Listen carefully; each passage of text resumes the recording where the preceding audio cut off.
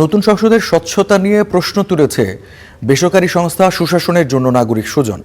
এমপিদের পেশা, সম্পদ ও মামলার তথ্য তুলে ধরে এ শঙ্কা জানানো হয়। বৃহস্পতিবার প্রেস ক্লাবে এক সংবাদ সম্মেলনে সংস্থাটি এসব কথা জানায়।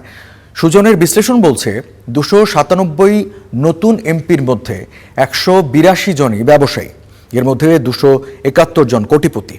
এছাড়া নতুন সংসদ সদস্যদের মধ্যে ঋণ গ্রহীতা 147, তাদের মধ্যে 36 জনের ঋণের পরিমাণ 5 কোটি টাকার বেশি। হলফনামা অনুযায়ী 48% বিরুদ্ধে চলছে মামলাও।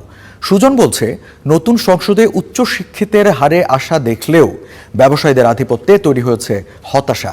এছাড়া ঋণখেলাপি ও দ্বৈত নাগরিক প্রশ্নে আদালতের ভূমিকা ও জয়ীদের দ্রুত গ্যাজেট প্রকাশ নেতিবাচক বার্তা দিচ্ছে বলে মনে করে সুজন। সংস্থা বলছে, ভোট শান্তিপূর্ণ হলেও জাতীয় নির্বাচন নিয়ে এখনো কাটেনি বিতর্ক ও শঙ্কা রয়ে গেছে। অভ্যাসগত ঋণ খেলাপিদের কোনোভাবেই তাদেরকে নির্বাচন অংশগ্রহণ করতে দেওয়া হবে না। নির্বাচন কমিশন যদি এটা গ্রহণ করত, তাহলে কিন্তু